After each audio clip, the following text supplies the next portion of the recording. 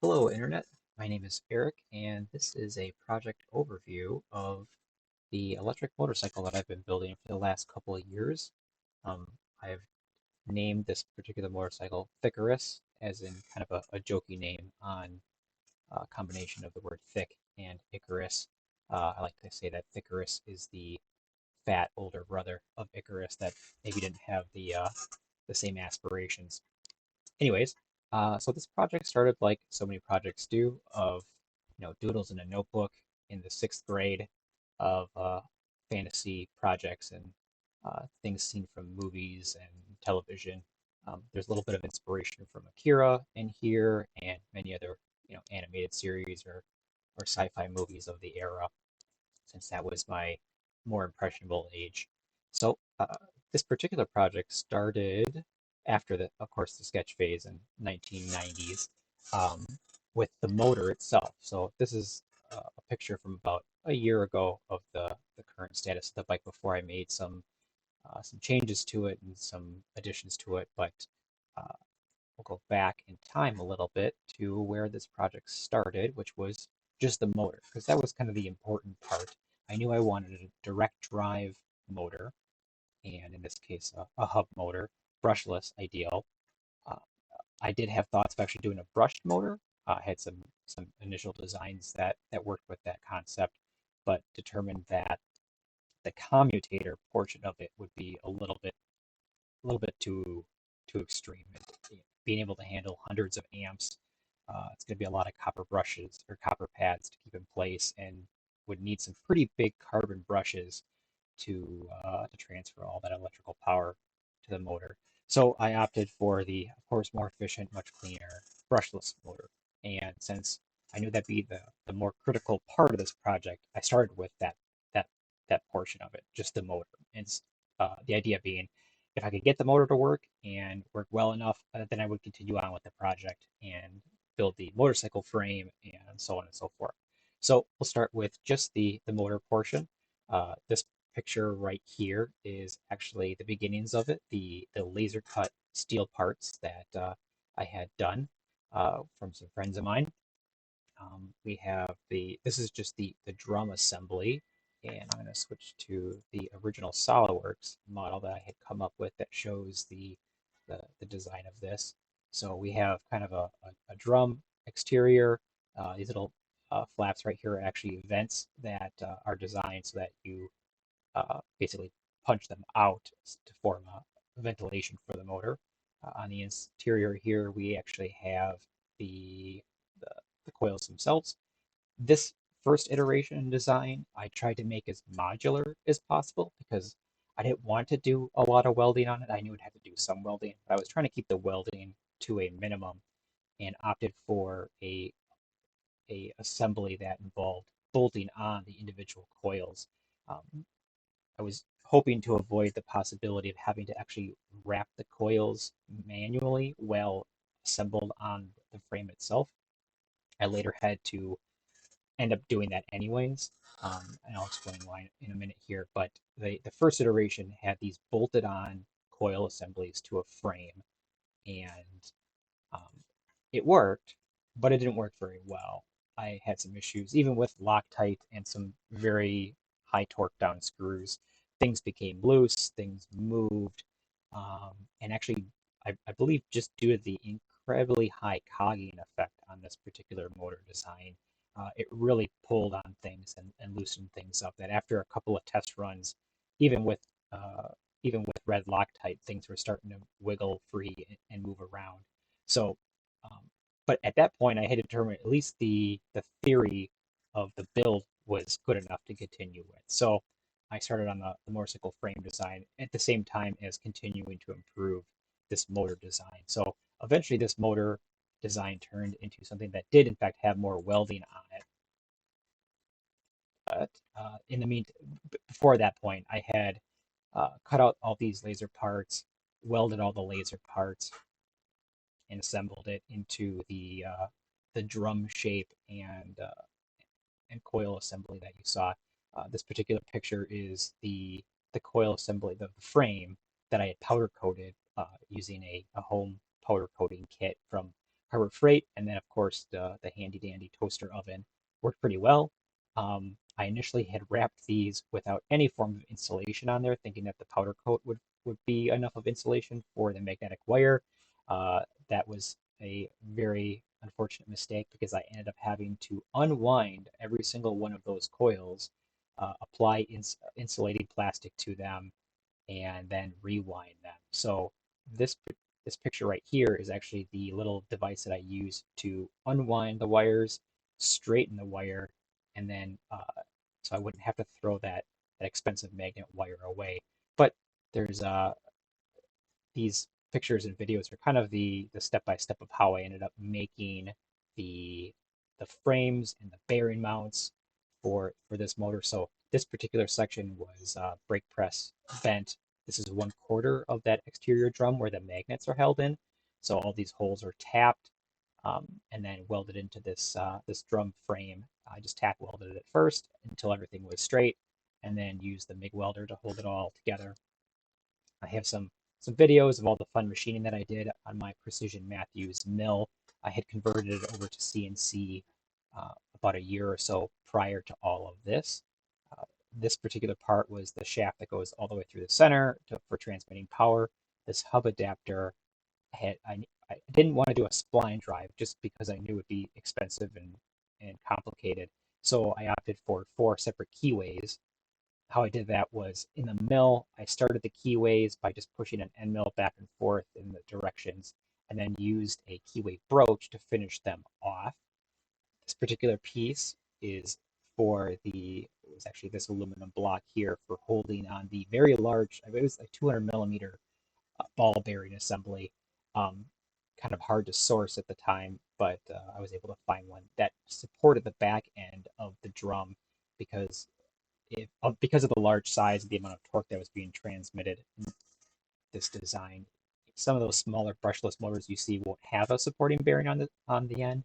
That's just because they're so small and they're pretty rigid at that small size, so you don't need that extra support. But you will see on the larger motors, they will have a bearing on that back end to support them and keep them from vibrating and moving around too much. Uh, Moving forward, we have the fun assembly device that I needed just to assemble this motor, due to the fact that it had 120 neodymium magnets in it, each of them being 2 inches long, 1 inch wide, and a half-inch thick. I believe they were N80 or N70, I think was the rating on them. Either way, they each had about 70 pounds or 75 pounds of pull for each magnet. So that meant that as this whole assembly was lowered uh, to assemble it, that pull on those magnets became very, very strong. And so you couldn't just pop it down on there and then hope to assemble the motor without shearing off your fingers. So this whole frame assembly was designed to slowly lower it down so that things wouldn't be damaged, but it was also designed to be able to pull it apart in case I needed anything changed or removed because the obviously the pull force being incredibly strong, you can't disassemble this magnet without some form of mechanical advantage. Um, Moving forward, we have actually let's see if there's is there a test? I did have a test video. Right, so this video right here was actually one of the initial test videos. Just uh, this happened before quite a bit of the rest of the build, and is just showing uh, the initial run of the motor that then allowed me to continue moving forward. Up top here is the hefty motor driver that I was using. And of course, Google Images doesn't want to play the video. So, okay, there we go. Now it should be playing. There we go. You can see me wearing all my protective gear, protective shorts, and whatnot. But here we see it spooling up.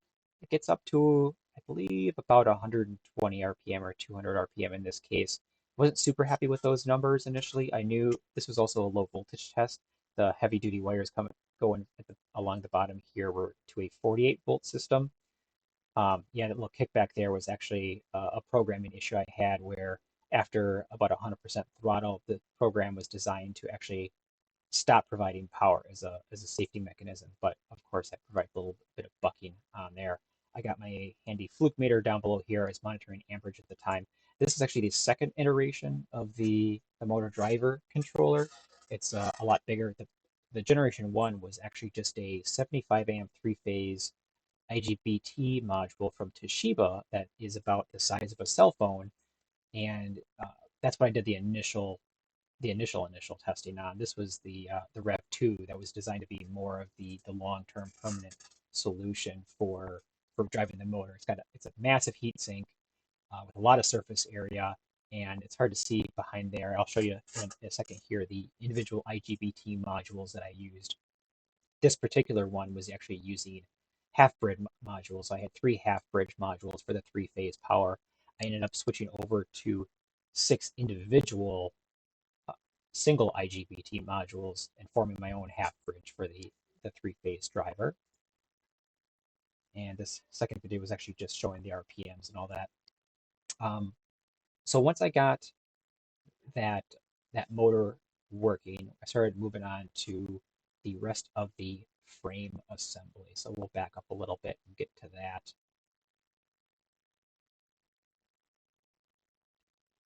Okay, so it started with, and I'll minimize this change over to the actual initial design.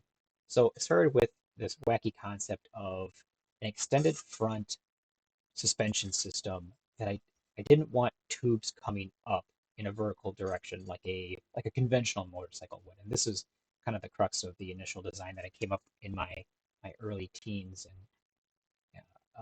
middle school days. So I knew I wanted to be able to extend out that front arm, but I didn't want long tubes directly connected to handlebars in the way because I didn't think that looked fun. That wasn't a neat design. So I came up with this pivoting design with these brackets, and then this suspension was supported directly in the middle on a pivot point where there'd be a shock absorber in between here. Now I wasn't sure exactly how I would be translating the movement to the actual arms themselves, but I knew that this kind of core concept was the direction that I wanted to go.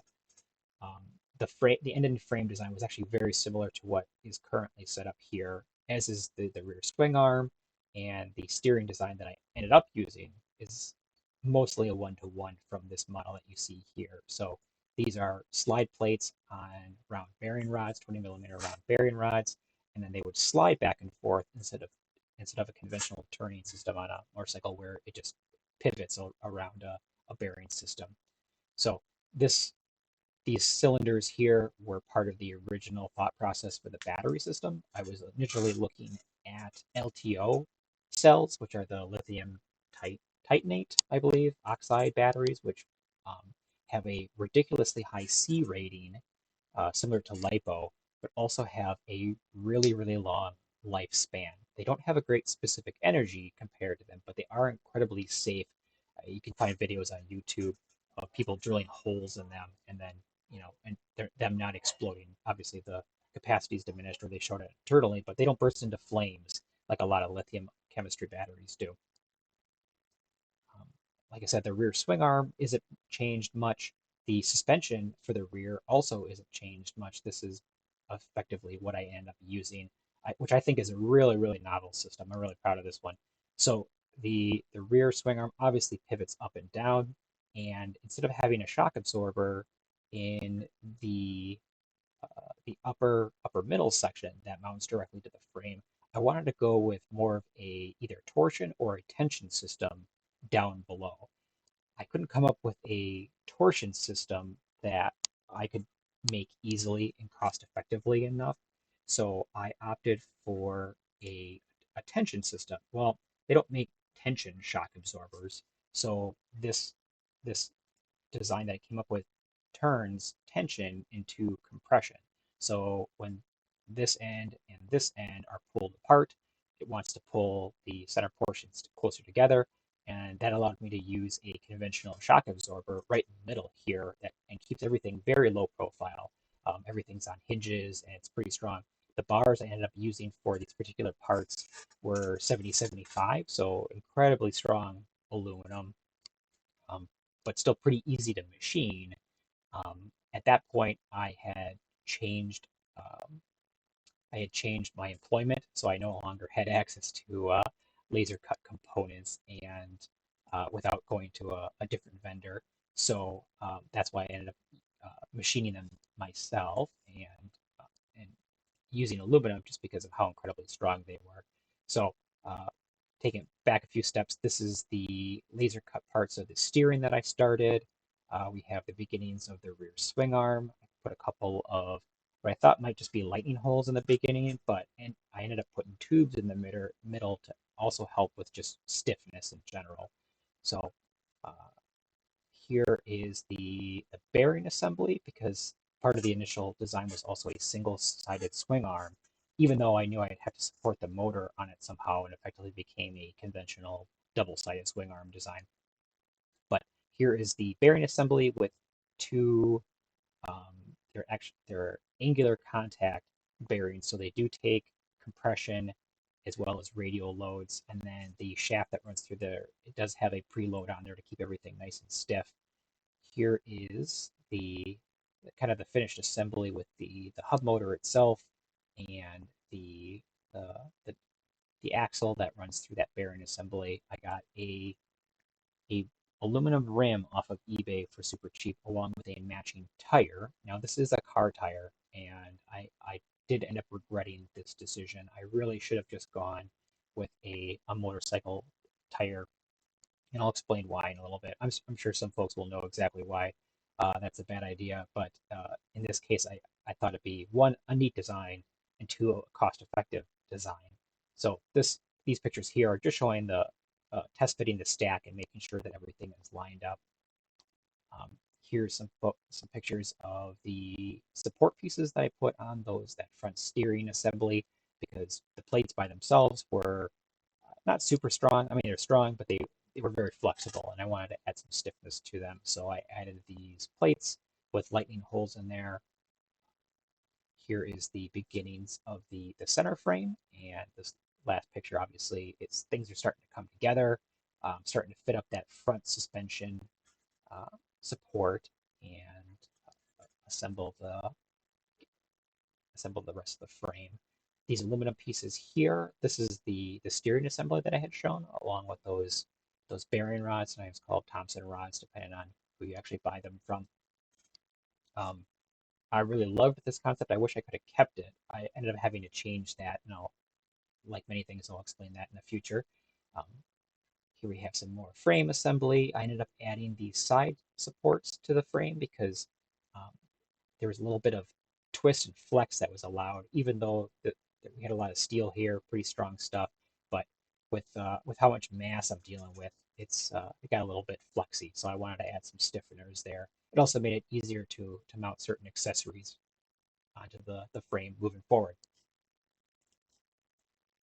So here's a couple of pictures when I started to actually assemble the lower frame assembly uh, in the basement on a tarp. I got a tarp down there because I actually had to do a couple of tack welds to start to get the seat, uh, the rest of the frame assembled and the seat position set. So the tarp was down there so I could throw a couple of TIG tack welds on there and make sure that everything was straight. Uh, I plopped a piece of plywood on there so I could take a seat on it so I could then position the steering assembly at a comfortable distance so that I wasn't leaning too far forward um, and straining my back. So a couple more pictures of that assembly process. Here is a short demonstration video showing exactly how that steering assembly worked. All right, so there you go. We got levers on levers, and we got some pivots, some ball pivots on the end there that translate that sliding motion into the pivot motion at the lower assemblies and not needing to worry about joints locking up due to the pivot angles. It's a little bit hard to see, but the the way that the wheel moves it doesn't pivot around a vertical axis. I did tilt it back roughly, I believe it was like 5 or 10 degrees to match whatever most motorcycles use because you do want that angle there. You don't want a vertical wheel. Having it angled like that will actually allow the wheel to kind of self-center itself and straighten out all by itself for stability. Um, we got some pictures here of the more of the steering assembly, and I did want to highlight the fact that a lot of the machining that I did initially, especially these fun parts, was done in Visual Cam, which I'm a big fan of. I ended up moving on to a different cam software that is more capable, but at the time, Visual Cam ended up being a very cost-effective solution for what I needed.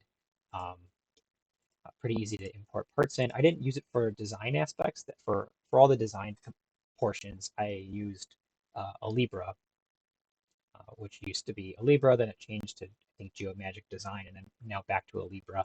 But yeah, most of the parts were designed in a Libra. Anything that was designed in SolidWorks was designed at a different time, at a different place. But a lot of the stuff was designed in a Libra. Um, all the softwares that I use, I picked because they are compatible with the 3D Connection mouse.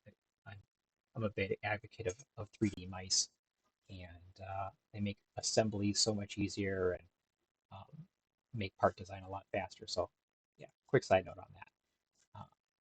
Back to the pictures. That's how all right. So I got some.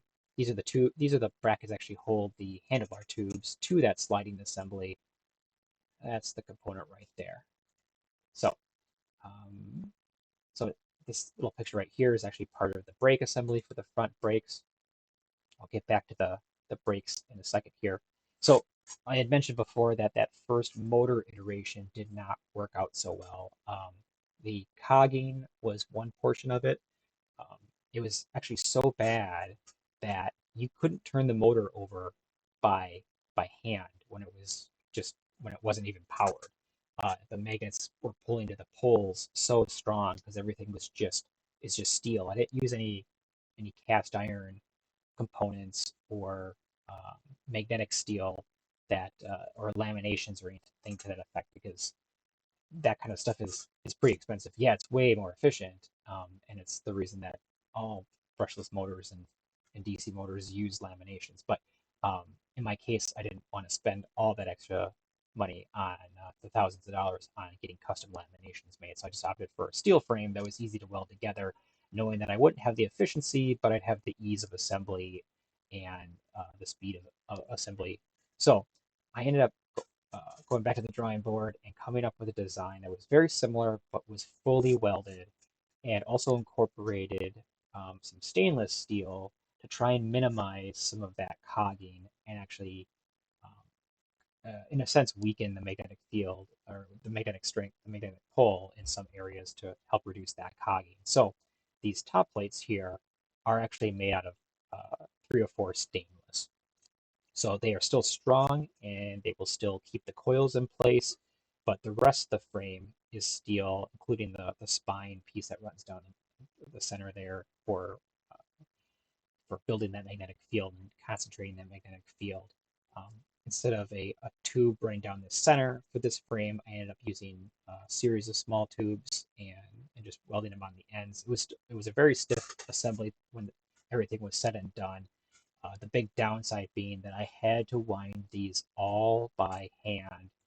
So that was a very not fun task. So here we can see the plastic insulators on there, and then winding the wires. I was a very time consuming task. The one thing that I did do that was smart on my part, and I rarely do smart things, um, was I switched from a heavy duty gauge. So the previous motor used it was 12 gauge magnet wire, so very stiff stuff. It was hard to move, but the assembly the fixture that I used to wind those particular coils um, made it kind of easy to work with that 12 gauge wire because I basically had it on a spindle and the component would rotate while I wound it. So it made it pretty easy, even though that stuff is pretty stiff, like rebar. So because I would have to wind these coils by hand, I ended up switching over to 16 gauge wire, but I needed I still needed that same amperage capability. So I ended up using, it was either 3 or 4 strands of the 16 gauge wire so that it had that flexibility, but still had that ampacity total amongst all the individual wires. And that definitely made it a lot easier.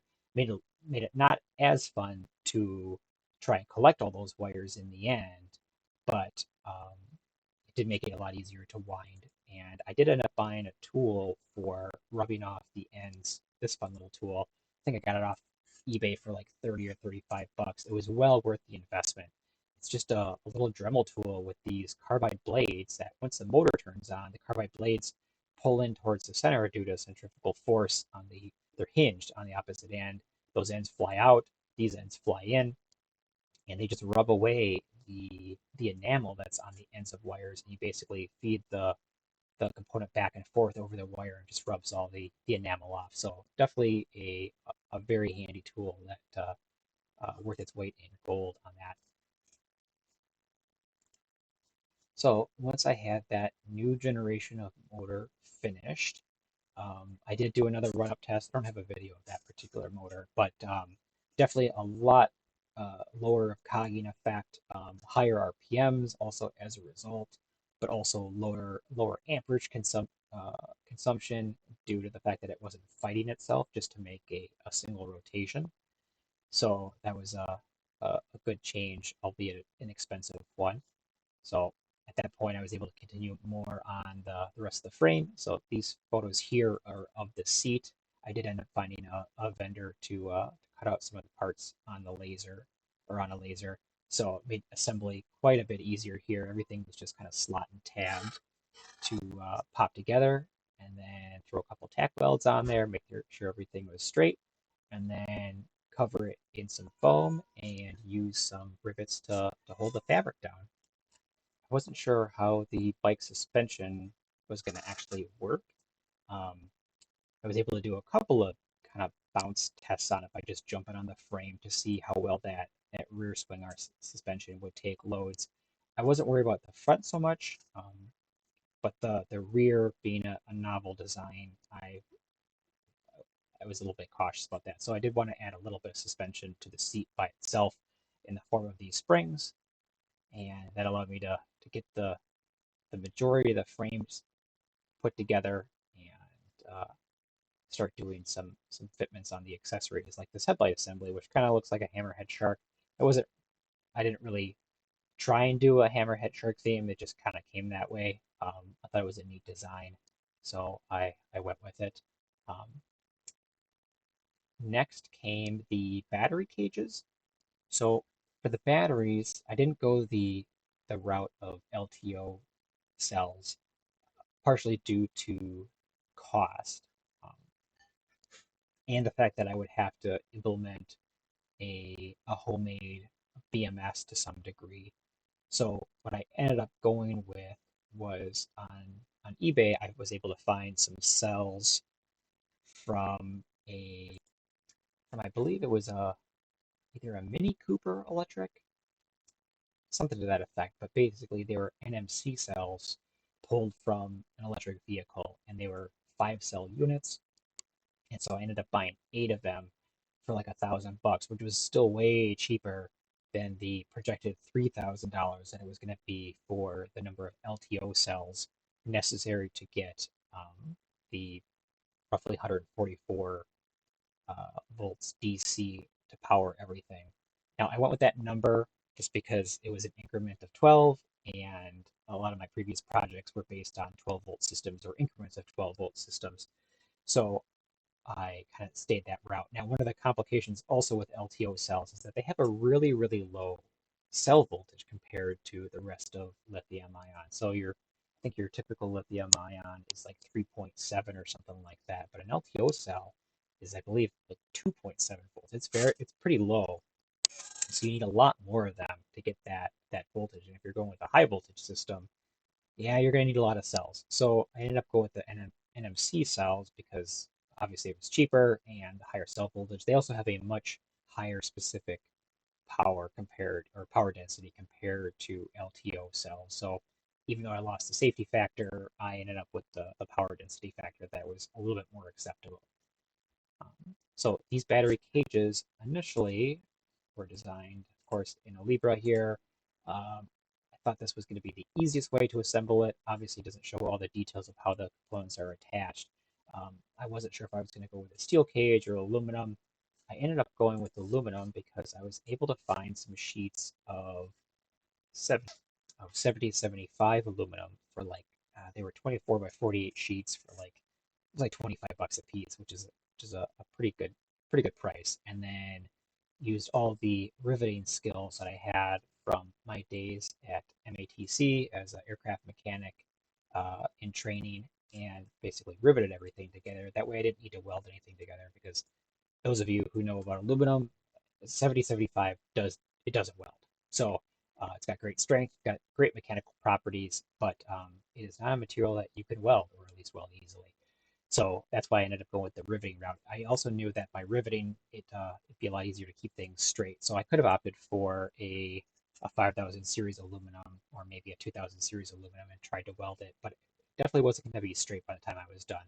So this made it a lot easier to assemble it incrementally and make changes as I go without having to deal with the permanence of welds. So once I got those battery brackets up, I was able to attach them with some newly made brackets. Here we go. This is the initial fitment. Brackets aren't on there yet, but this was just getting the heights and positions relative to everything else kind of sorted out. And here you can see now the boxes are in fact permanently mounted. Now the end caps hadn't been finished yet. Right now they're just being held on by clecos, but I ended up riveting 90-degree aluminum brackets onto those covers, and then there's holes along the side there because those, much like the hood of a car, these particular covers, they are structural. So the bracket is the boxes itself are pretty strong by themselves, but those covers, they add a lot of rigidity to the front and back by having that the shape that they have and having the position that they have. So I can't really run the bike without those covers on because the boxes sag a little bit, but luckily just for testing purposes, I don't need every single one of those covers. So, so these pictures were roughly from a year or so ago. I hadn't done any test rides on them yet. Nothing was permanently wired up, as you can see by all the dangling wires here. Um, but then it was time to start working on all the fun electronics that were necessary and all the enclosures for the electronics. So this next series of photos here are of uh, the plastic, the ABS uh, boxes that were mounted on both sides of the frame of the motorcycle that housed all the electronics. So this one right here shows the 16-bit microchip brand microcontroller that powers everything. And here on the right side is a series of DC to DC power supplies for providing power and driving power to the individual IGBT modules. It's kind of hard to see, but they're listed high, low, high, low, high, low. So obviously that's the upper and lower IGBT modules. Down the lower left here are an array of opto isolators because for whatever reason, the absolute encoder that I was using, even though it is optical as well, it's getting a lot of noise over the lines on that optical encoder. Nothing should have been transmitting noise. Everything was shielded and already effectively optically isolated since it's an optical encoder. But nonetheless, I was getting a lot of noise, so I opted for a second round of optical isolation, which worked great. Um, so no problems after I switched that optical isolation. For powering all the electronics, I ended up with these Vicor DC to DC controllers.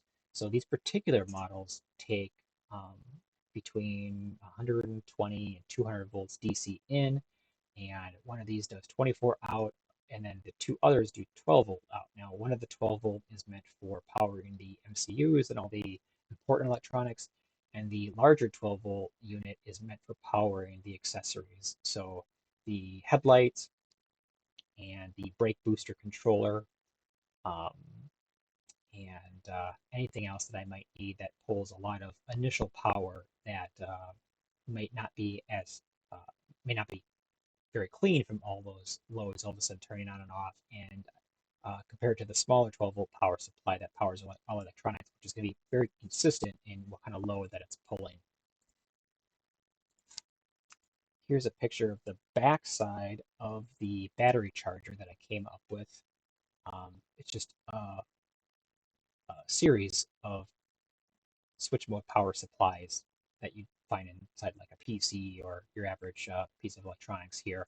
They're all wired in series. So this first one I believe is a 24. Then we got 36, 36, 36 for creating a high voltage power supply for actually charging the 144 volt DC battery bank. Now, 24 plus 36 plus 36 plus 36 does not equal 144, but because these are adjustable, I was able to bump the 36-volt power supplies up to 24 or up to 40, and the 24 up beyond that for the purpose of what I was doing. On the opposite side is a whole array of PLC components, and on the top here is an HMI actually used for charging the batteries. Right now, and from this picture, I was just using it as a test bed to power all the high voltage electronic power supply side on the bike itself because I didn't have the DC to DCs finished wired to pull from the batteries themselves. So I needed a high voltage power source to simulate the batteries. So that's why uh, that's why it's wired the way it is, and that's why there's this red black wire running off the side there. And that's actually running to the DC power supplies. So on the topic of brakes, I ran into an interesting problem. Not an interesting problem. Well, a problem that I wasn't expecting because both the rear and front brake assemblies have a brake pressure sensor in them. I wanted to be able to monitor the brake pressure because that way I could use that information for controlling regen. Um, One of the other things that I don't have pictures of here, but I had initially planned for air brakes on this bike, not because they'd be super functional, but I thought it would just look really neat. So on the front assembly of this bike, it's there's a silver bracket right here and a steel bracket right here. This part is painted, but there's actually aluminum plates and brackets and DC actuator motors with potentiometer feedbacks that would actually push out a aluminum panel to act as an air brake. That was part of the initial design that I came up with. However, the brake lines, for whatever reason, I could not get all the air out of them, and then combine that with the fact that the brake pressure sensors I discovered also had a diaphragm assembly in them. So what ended up would happen is you would pull on the brake lever handle for the front or the rear brakes, and it would just bottom out. It would it wouldn't actually develop any rear pressure. It wouldn't push the calipers on the front wheels at all, and you effectively would have no braking power. And took a lot of testing, a lot of vacuum power to try and pull out the rest of the air, but then find out that yep, these actuators actually or these pressure sensors had diaphragms in them, and which was effectively killing the brake pressure actually going to the wheels. So the solution to that is to use a amplifier in the form of a DC hydraulic pump that takes pressure in from the brake lever handle on the right side for the front wheels, and then change that over to a higher pressure by controlling a regulator or a bypass valve. So it's we'll we'll get this video loaded and you kind of see how this works. So what happens is the brake pressure lever is on the side there. Sorry for the shaky video. Of course, I'm doing this on my cell phone, trying to hold everything steady, do everything one-handed here. So right now the electric motor is pumping hydraulic fluid.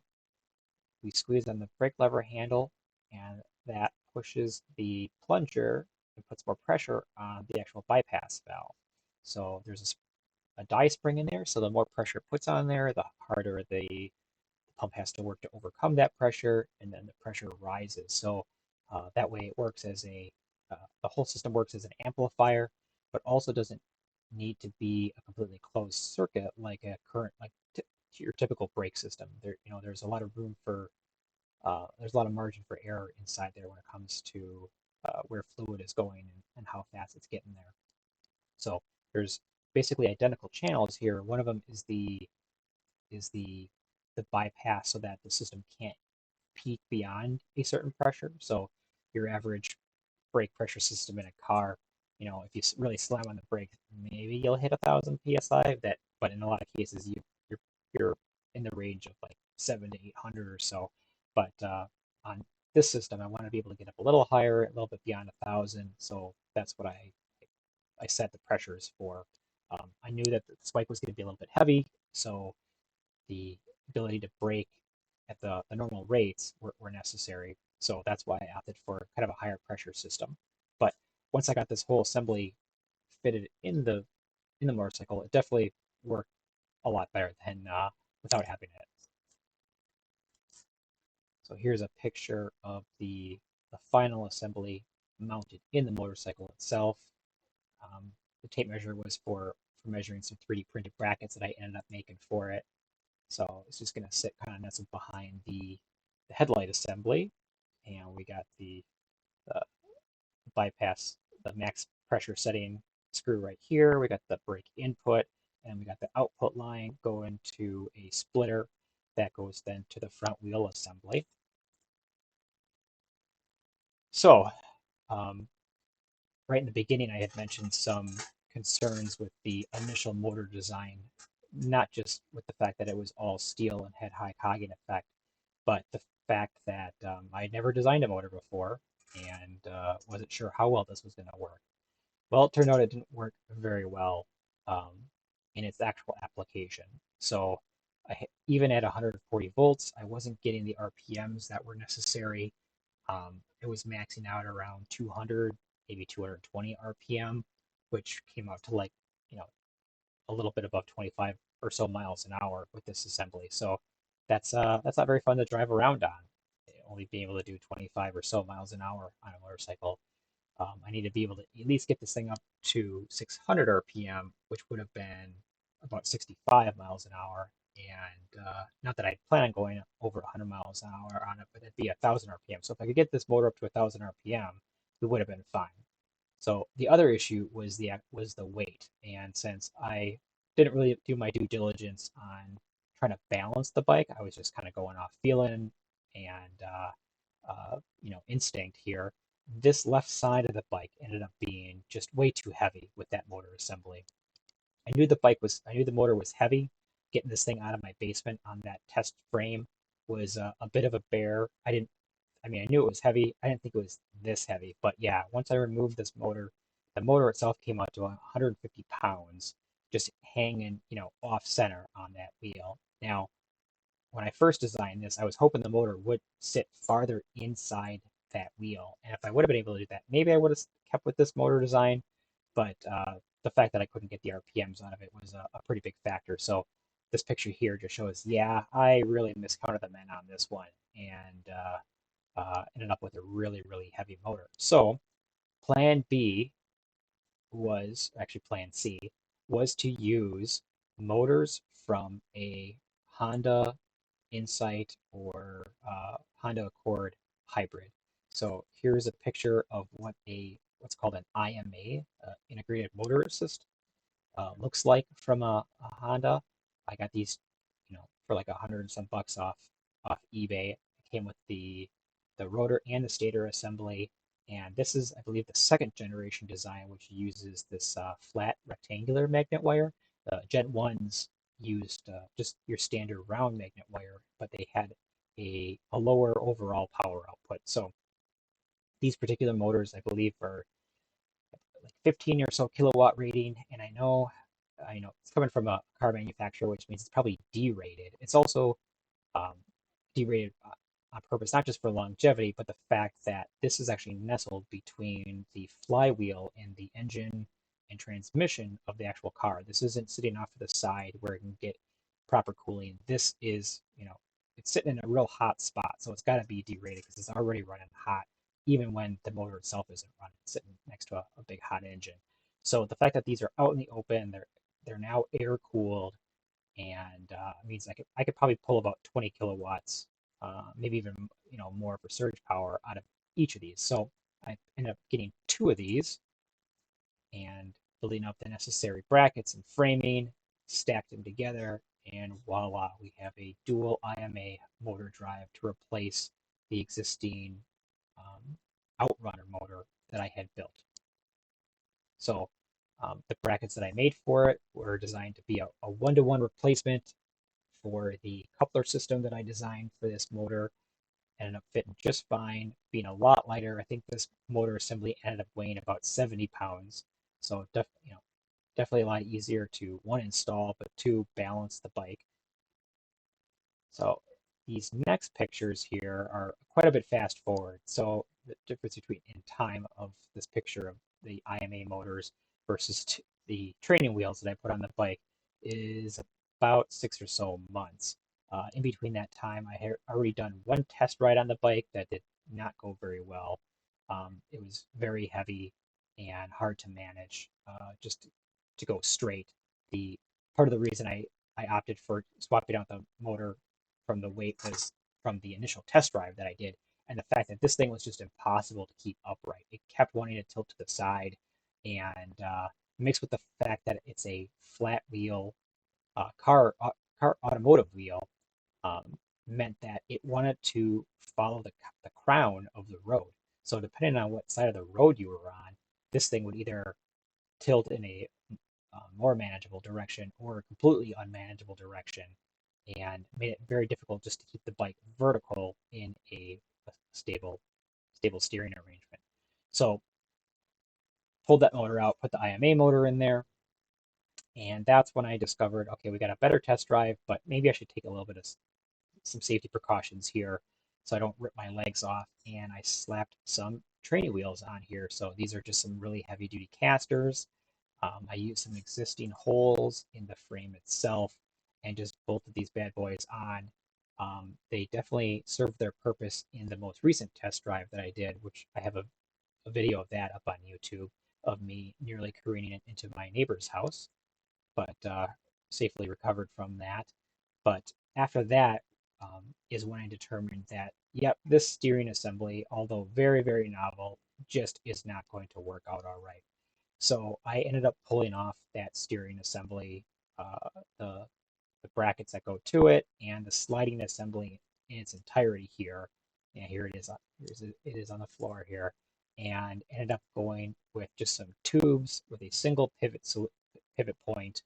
No more sliding components, and obviously with this arrangement, much more leverage. I'm hoping it's going to be a lot more stable. Um, slightly inspired by speeder bikes from Star Wars with the levers that come up tall like that and pivot back and forth. So hoping my next test ride is going to be a little bit more successful. At this point, I am investigating removing the rear wheel, the rear automotive the rear automotive wheel, and replacing it with a conventional motorcycle wheel.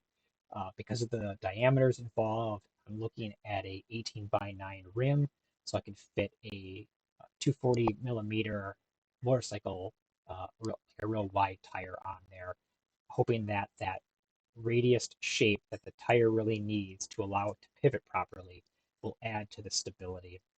So in the meantime, I'm probably going to do one more test drive with the new steering arrangement and um, the automotive wheel on here. I did try overinflating the wheel. Right now, this wheel, and I know some folks will have comments on this, but right now this wheel is pumped up to about 75 psi. I was really hoping that that was going to start to bulge the wheel out a little bit in the center to make it easier to pivot the bike, but that really just wasn't the case. For whatever reason, these wheels are just really stable even at that high pressure.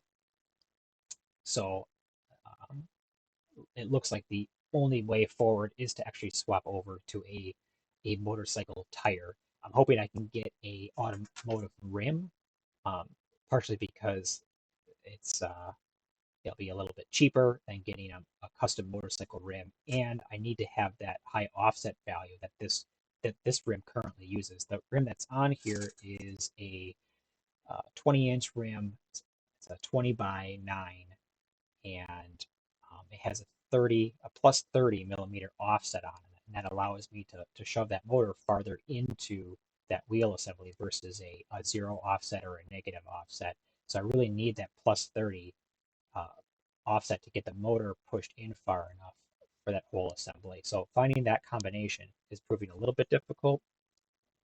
And when I say difficult, I just mean expensive. The parts are out there, but boy, are they expensive. So that's uh, that's coming up in the near future. So thanks for listening to me go on about this fun motorcycle project. It's been about 2.5 years or so in the making.